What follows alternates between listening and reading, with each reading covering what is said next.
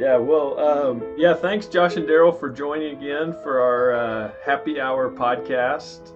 Looking forward to talking a little bit. So, the idea for today was we've all kind of in various ways started to dabble in book writing. So, either edited books or uh, popular books, or maybe something in between, like an academic book, something like a monograph or something like that.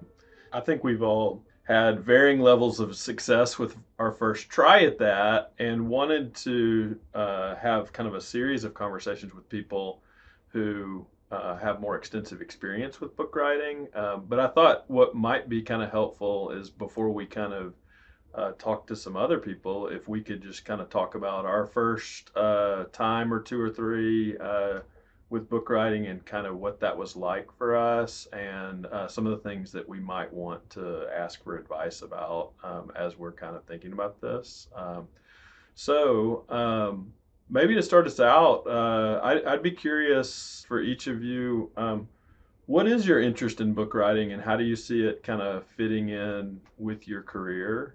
Yeah, that's a great question, Donnie. For me, I think what initially got me interested in book writing was wanting to have a space where I was um, able to communicate to a more like broader or more popular audience. And I think that was really the driving initial motivation. I think, the research that we do is great. I enjoy writing, publishing in scientific journal articles.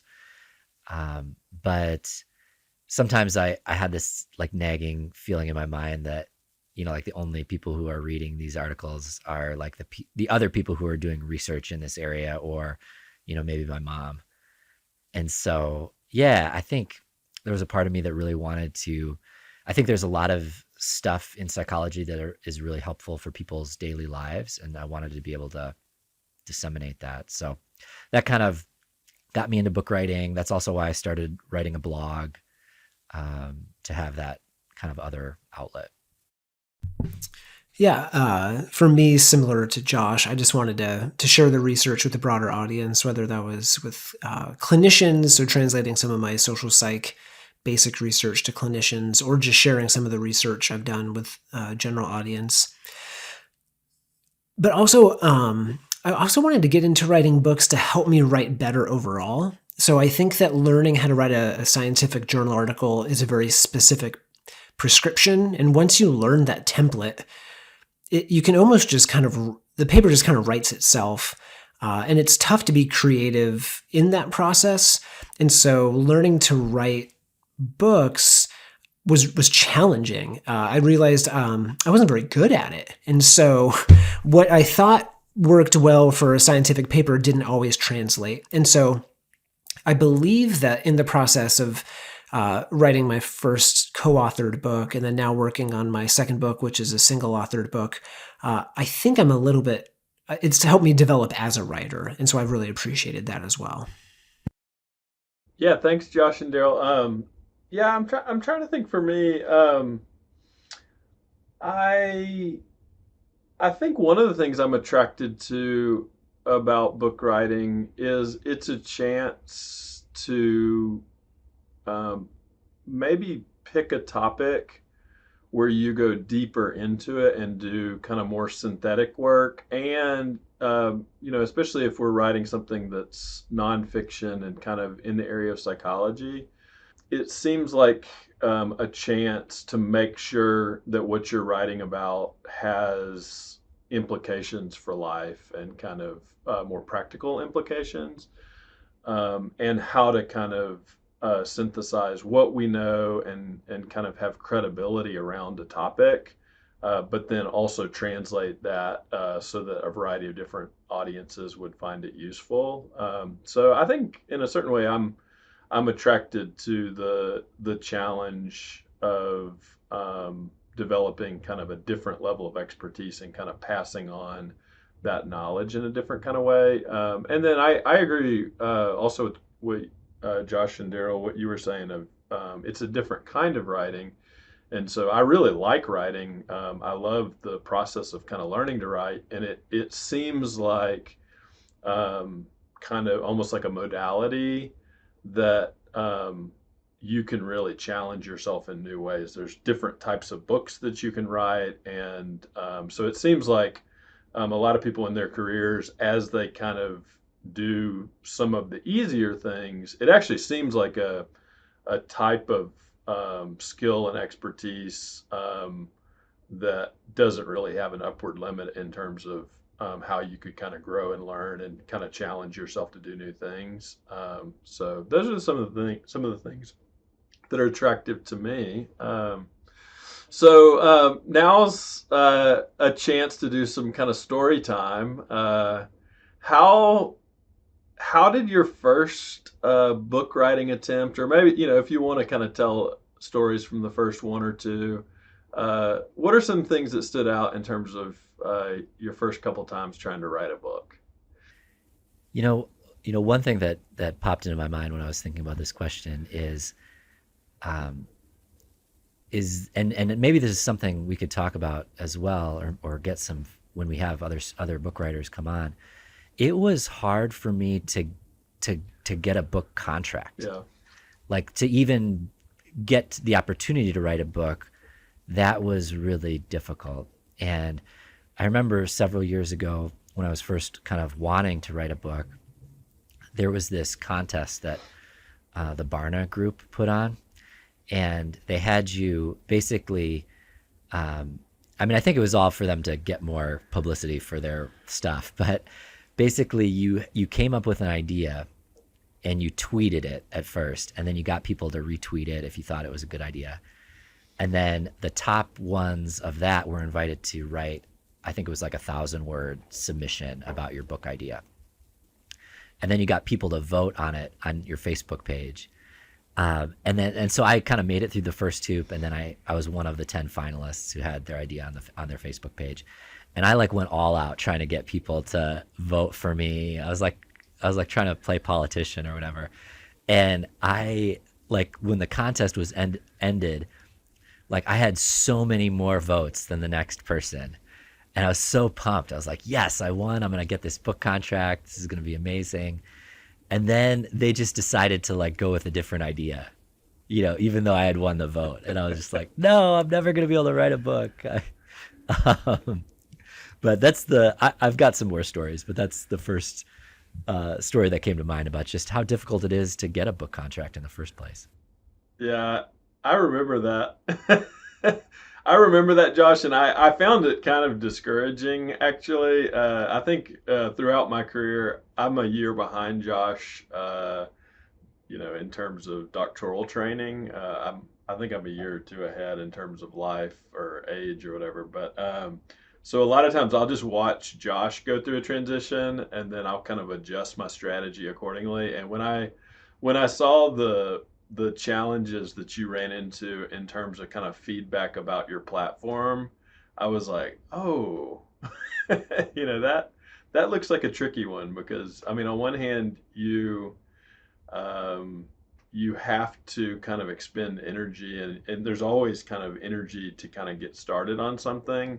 But it did seem really tricky the way that popular books work, because unless publishers think that you have a sufficient platform, it seems like a lot of the odds are kind of stacked against you in a certain way. Like, you're not going to get a better, kind of contract. They're not going to market your book in the same kind of way. So, I'd be kind of curious. I think it's been 3 or 4 years, Josh. At some point, I'd be kind of curious to circle back and hear, what you've learned in the past 3 or 4 years, so that I can kind of take advantage of that. Yeah, that the platform thing really is a tough one, and that was the main feedback to me, that I didn't have, a big platform. I think the person they ended up picking was a pastor of a big church. Yep. So he had a built-in platform of people who would potentially buy his book, and so that started a process for me of trying to do the blog and get more involved on social media and different things like that, and trying to build that platform a little bit. I would say that there's been some some positives to that. I mean, I have gotten book contracts since then. I still think I haven't figured that out in terms of like how to build a platform well. Um, it seems like some people, it seems to happen pretty naturally, and for me, um, and maybe it's just my stuff. It just hasn't quite taken off. Yeah. Daryl, what about you? Yeah, my experience was a little different than Josh's. I didn't enter any contests, but so for my first book, I had a publishing. I met with the editor at a publishing group, and we kind of chatted, and she kind of encouraged me to submit a proposal, and so that felt that kind of felt like a more direct path. And that was a book that I wrote with my wife, who's a therapist and licensed clinical social worker. So that was a joint effort where we wrote a book toward clinicians. And then I have another book under contract where, again, I met with a rep at the publishing group, and she encouraged me to submit a proposal. But for the book I'm currently working on right now, which is a popular press book for humility, I had agents reach out to me and say, hey, have you ever thought about writing a book on humility? And I thought, oh, this is great. This is going to be like the other times people have reached out, wrote the proposal. And then it took us a while to shop that book at different publishing groups, in part because the topic's a little bit tough. Trying to sell a book on humility, the people who need it the most probably won't buy it. And it could also be a little bit that I don't really have much of a platform at all, kind of like Josh was saying. I think I've got like 8 Instagram followers, and they're all related to me in some way. So whereas I have had some success within more like kind of academic, and by some success, like the two book contracts I have kind of came a little bit easier in the academic realm. The popular one took a longer time to shop, and it's with it took a little bit of time to get a contract. So yeah, I think it's pretty varied. I've heard of people who have built up like a really big academic resume, and then they land like a whopper of a contract for their first popular book. And other people have to write several books before they get the contract of their dreams, or one that they were kind of hoping for all along. Could I ask you all a follow-up question about platform? Um, and this is something I've been thinking about a little bit. And I think one of the reasons that I struggle, and this is just me personally, is I think my interests are really varied. Like I'm interested in a lot of different things, and I don't necessarily have like one thing that I've really focused on my whole career. And I think that comes out like in my blog too. Like it's pretty wide ranging in terms of the topics that I write about. And my sense is that people who have really done well at building a platform are a little bit more focused. And like my wife's an example. Like she runs a nonprofit for adoption and foster care support. And that's like what she's passionate about. That's she has an organization that's focused on that. And so it was really clear. Like I also wrote a book with my wife on that topic. And it was really clear, like when we were talking to the publisher about how she was going to sell that book. And, these are the conferences I go to about this topic. And, these are how many followers I have about this topic, et cetera. And yeah, I think that helps if you're able to do that. I think for me, I struggle to pin that down. So I don't know. How's that book done? Has it kind of continued to do well over time, or? I think it's done okay. I don't know that I don't think it's like a bestseller or anything like that, but I think it's done okay, and it continues to, and that's part of it. Like she will have like these different conferences that she goes to, and she actually organizes a conference herself. So, every time there's kind of an event, we'll get like a spike in sales. So I think this was in Templeton Press. I think they were pretty happy with how it turned out. Daryl, what's your current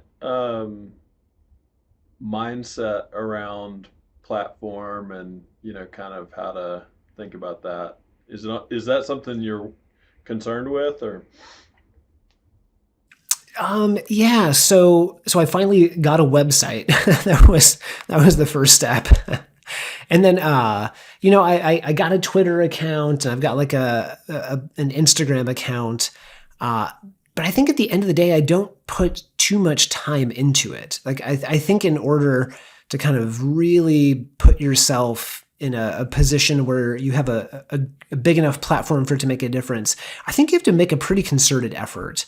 And so while I do have a Twitter account and I've got an Instagram account, I don't think that I've invested in it so much that I've got a return that's really been worthwhile, and then I've got this like giant following. So I do think about platform, and then every time I start thinking about platform, either my inbox gets full or kind of the day job gets in the way, and I kind of start gravitating toward kind of those standard academic practices. It's definitely something I could do better at. Yeah, this is almost surely not the mindset that would be helpful, but I think the struggle I've had, Josh, when you started the blog, I like the idea of doing a blog kind of as almost like a deliberate practice and a way to kind of just almost keep your mind active and also get feedback on writing. But in a certain way, like I'm kind of introverted, and the idea of having, like, I kind of feel like, let's say randomly that by the time I'm 60, I had like 10 popular books that did really well. There's part of my life that I don't think I would like as much. You would need to kind of do a lot more speaking. Publishers would want you to kind of be in the public eye maybe a little bit more, and probably kind of some level of like engagement with your readers. So there's part of me that's actually been not eager to kind of get into like a more public facing presence or whatever until I'm like clear on what it is that I would want to have that kind of engagement with the public around. I think it was, I was reading Gary Moon's biography of Dallas Willard, and there was one point where he said something to the effect of, don't worry about having a stage to say something, worry about having something to say. And that kind of, I think that's actually kind of where I am in the process of thinking about a platform, is like, it seems like a lot of the publishing industry is changing a lot, and could change a lot even pretty soon. Like even what we're learning now in terms of doing like podcasts, it seems like that's actually a big part of what people do to kind of get their book out. And 10 years ago, I don't think that was as much of a thing. So like I saw, Obama or Adam Grant, like when they have a book, they basically try to go on the podcast of the people with the broadest dissemination network and, talk about their book for an hour. And then hopefully if people listen, to their podcast for an hour, they'll buy the book. So it kind of seems like the strategy is changing pretty quickly. And even it seems very possible that, we even might end up self-publishing some of our stuff. Who knows? Like, some of the math of whether we want to own our content or, basically go through a traditional publisher. Like, I could see that 10 years from now being different depending on what we're doing. Like, for example, if you and Jen, if most of your books are sold through your conference, why not keep 100, 80, 90% of the profit, especially if it's primarily electronic? So there's part of me that's kind of, kind of wanting to wait and see and almost learn from Josh a little bit. It's worked in the past. Yeah. But I mean, it does, Josh, it seems like you have gotten a lot of practice with the style of writing that, I probably would want to encourage you in. Like, I think that will pay off. It's just hard to tell when and what that will look like and how that will work. But it sure seems like the fact that you've probably posted like 3 per week for like what the last like 5 or 6 years. Mhm. I mean, that's a big investment, and I think there's a set of skills that you've refined that ought to be helpful. Yeah, So I think that's a good point. Like for me, you know, I've had to really like because the blog does take a lot of time and effort, and so I've had to kind of come to the point where like even if it doesn't take off or become really successful, that I would still need to feel like that was a good investment of my time. And I think some of the yeah, things you talked about are kind of what I came to. Like I enjoy kind of organizing my ideas, putting it out there, seeing kind of just almost like a trial run to see if anyone's interested in these topics, yeah, and having practice about writing in a popular style as well. yeah. And I mean, it seems like almost a way that keeps your mind active, like looking for connections that might relate to people that you're writing to, and so I mean, it seems like almost a way of like learning and kind of staying open minded, and so I am attracted to parts of that, but um, yeah, the that's probably one of the parts that is a little bit almost discouraging about like starting to invest heavily in book writing, and it's some like I think other people might have a similar idea about grants too. Is how do you deal with the fact that you might invest a lot of time and a lot of energy and not really get the payback you're looking for? And I mean, I think especially as you get to the higher echelon of popular book writing, um, there's like 5%, 2% of people that have like 99% of the market. So it's just a tough, it's actually a really tough industry to like make it big. So it seems like to me that you kind of have to just want to do it, even if you don't, win big. Um, Daryl, I mean, do you have any thoughts on that? The dealing with the likely failure or rejection?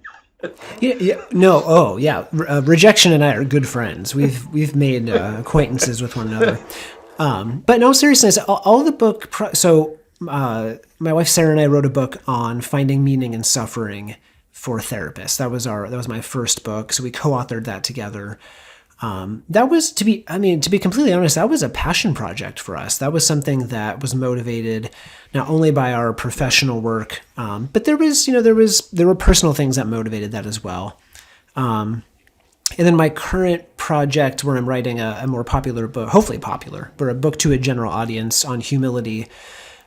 That's also been something I've been extremely interested in, done a lot of work on.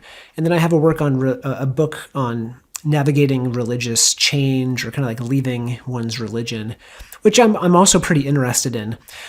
So with the humility book and the religious deconstruction or religious change book, one way that I'm thinking about that is it's kind of helpful for me to consolidate research on this area and kind of help clarify my own thinking.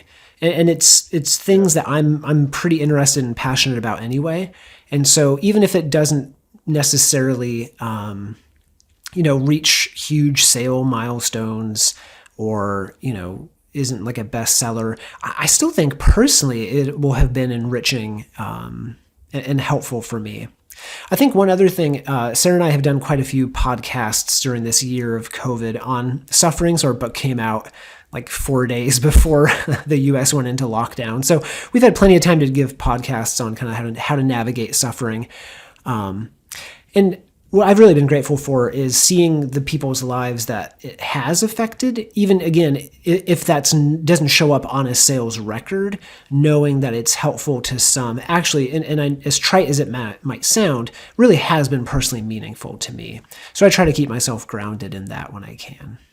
Yeah, thanks, Daryl.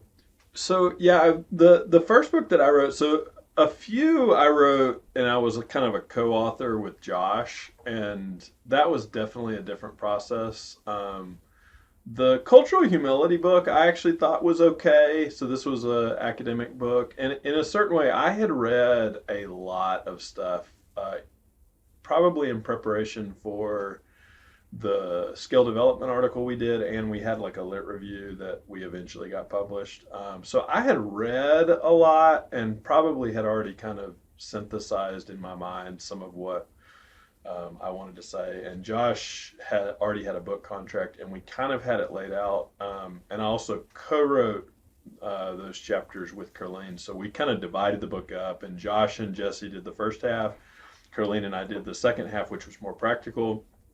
I basically laid out the theoretical ideas, and then Carleen came up with all the illustrations and activities. And so we kind of just I had a little bit more of a plan of like how to go about writing that. The one that was hard for me is I put in a book contract on applying cultural humility to mindfulness, and I wrote the contract. The contract was fine. I basically kind of took Josh's example as a model and kind of tweaked it, tweaked the argument. But a lot of that went pretty easily. But the part I found the hardest just in the first book that I wrote is the scope. When I was kind of needing to draft the first draft of like 10 chapters, keeping up and having a plan for like references and how to think about organizing that long of a project, I just didn't have a plan. So there's a website, I think it's called writingroutines.com.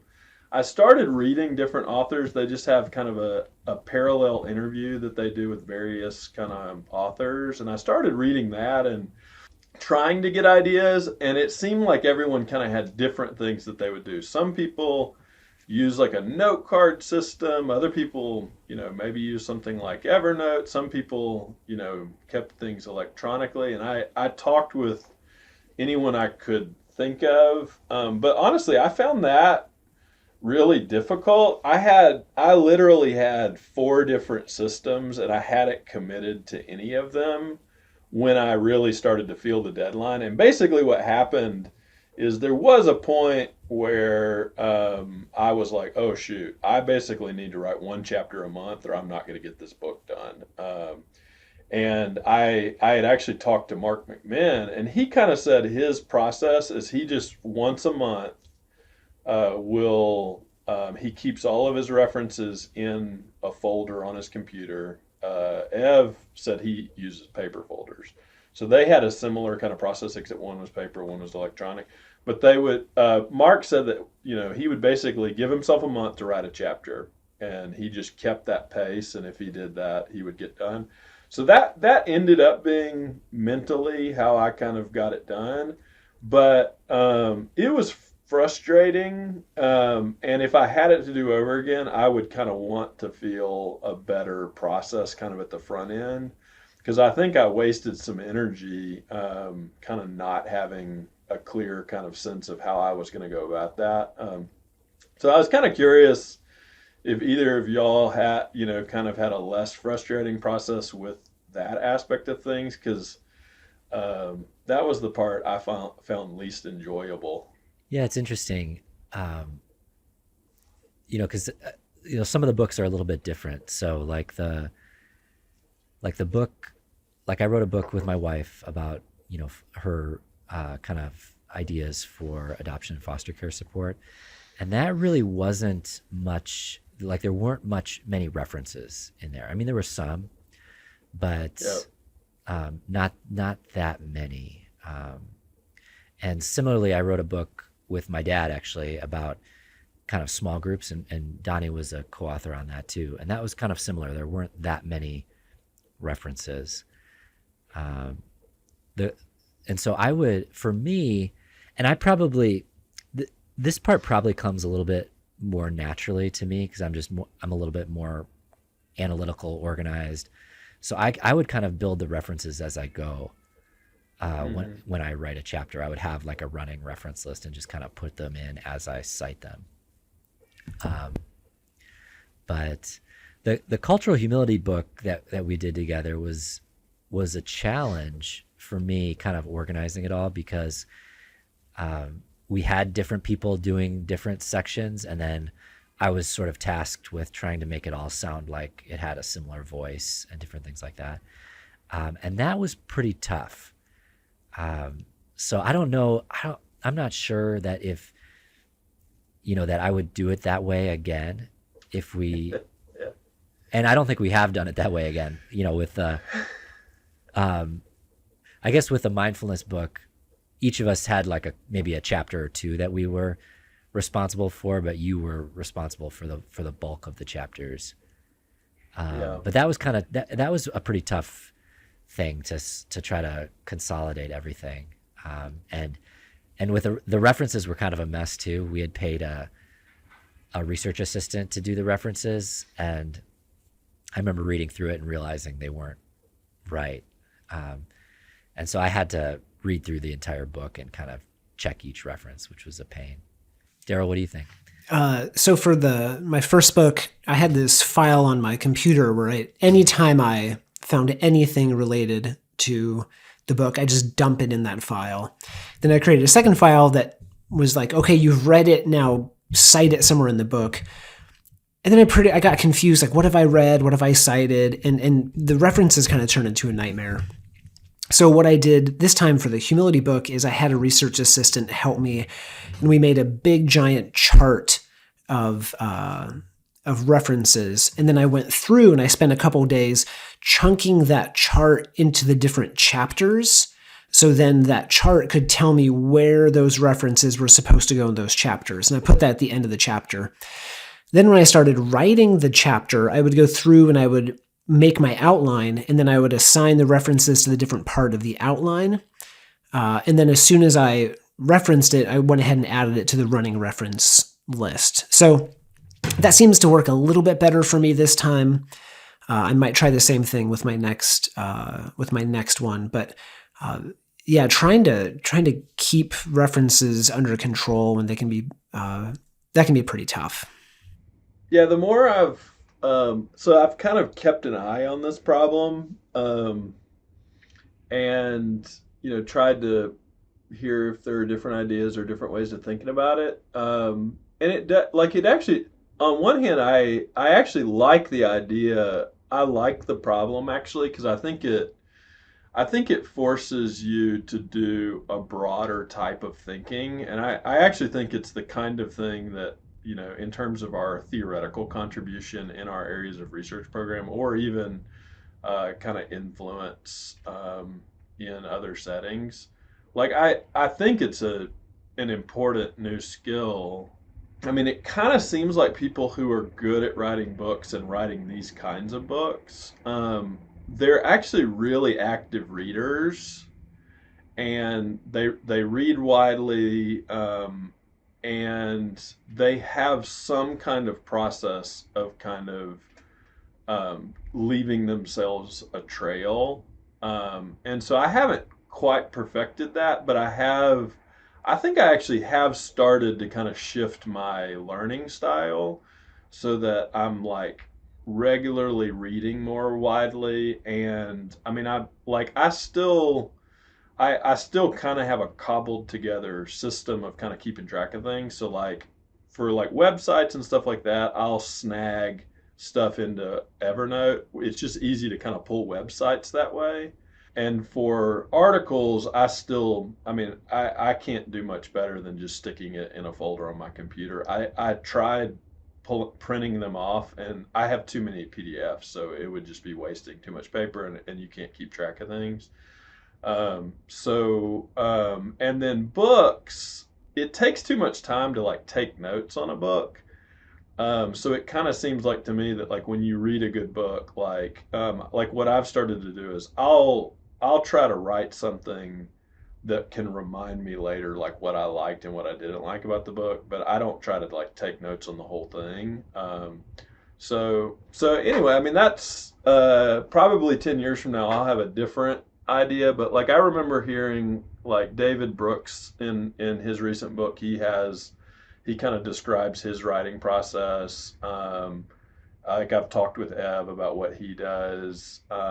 And I mean what seems common, everyone kind of ends up making up their own system, but it definitely seems like John Maxwell actually, like, he basically just hires an assistant that files all of his stuff, and so he's got this just massive paper file with like anything that he's ever had that was interesting to him. But um, what a lot of these authors do seem to do is, I mean, they're basically just really active learners, and they have some way of kind of keeping a trail of some of their better ideas. So I have tried to somehow kind of figure out like a way of starting to kind of systematize that. Well, I think in a certain way we've kind of covered, just by kind of telling our story of first few tries of writing books. I think we've covered some of our frustrations, some of the things that we'd like to learn. Does anything else come to mind in terms of what we might want to learn, if we could kind of talk to some different experts or people who are a few steps or many steps ahead of us in terms of integrating book writing into a career? One thing I was thinking about, and this stems from a conversation I had with Ev, and he kind of said it in passing. He said, I can't write books during the academic year. He said I can write articles, but in order to write a book, I really have to get away. And I wonder if that's the case for other folks too. If there's just something about a book, either the scope of the project or what you're trying to accomplish, that's different than a formulaic journal article, that you really need to dedicate larger chunks of time and maybe even being in a different mental space in order to make that happen. Or if for some people it's the same type of ritualized routine of, if you're chipping away at it a few hours a day, you'll get it done. I approached my first book like I could just chip away at it regardless of my motivation or mental space, like I do with my scientific journal article writing, and it didn't work as well. I absolutely found Ev's suggestion for me to be the case, that I needed to either time away or larger chunks of time. And so I'd be curious what other writers, as well as you both, think about that. One thing I'm a little curious about is, what people have found in terms of like how to tell stories well.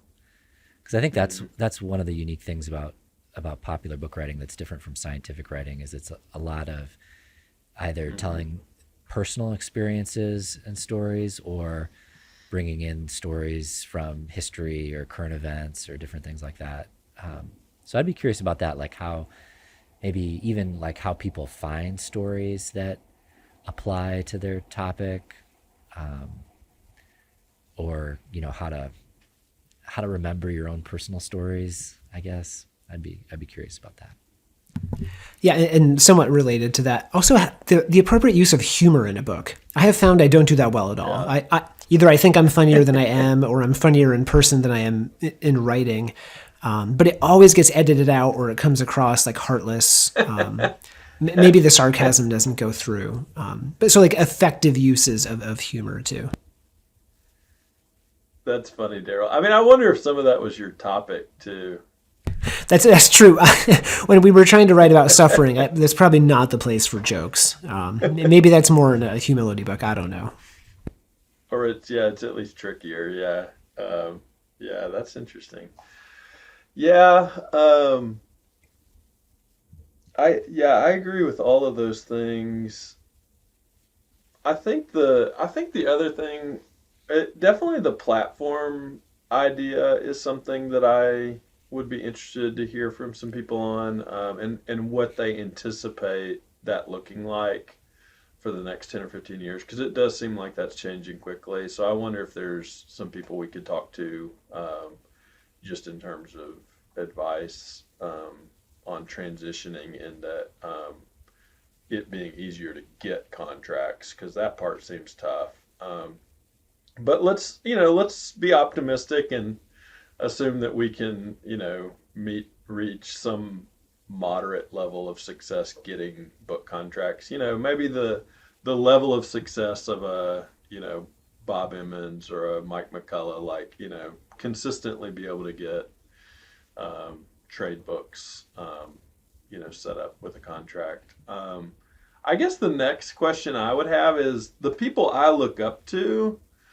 It seems like book writing became a big part of the end of their career. They actually put a lot of energy towards book writing, and so I think I'd be interested to hear. Like I'm thinking of like I listened to a couple interviews with Jim Collins talking about his mentor, and I think it was Drucker, and like that person wrote more books between like something like 80 and 90 than he did in all of his prior career.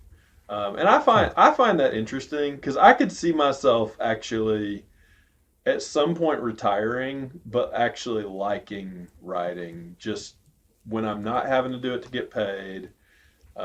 If I don't care how much, how much money I'm making on the books, but just enjoying the process of it, I can definitely see that. But I'm kind of curious, for people who decide to kind of spend, kind of the generative part of their life invested in book writing, like, how do you pick your topics? Like, what's interesting? What seems like a good book? Like, what are you kind of like, what are you passionate about? And how do you, like, it seems like what you would do is probably pick some things that you're like, you either think are really important or maybe even like have a conflict around and you just really want to kind of think it through. And it seems like, there's a lot of other people that would have a similar kind of thing. But then, I guess the other piece that I'm attracted to is it seems like it's a chance to be maybe a little bit more artistic, and try out different ways of, Josh, you mentioned like telling stories or even, kind of playing around with different ways of kind of being persuasive or kind of styles of trying to talk to people. So anyway, yeah, I think I'd be curious to talk to some people who almost made that like their main thing, and like if money's not their primary issue and like they could kind of do anything, like why do they keep doing it? Almost the motivation piece. Yeah, I like that. Well, cool. Yeah, thank y'all for talking about this. I think that might be a good place to close out. Yeah, thanks for leading the discussion. Yeah, definitely.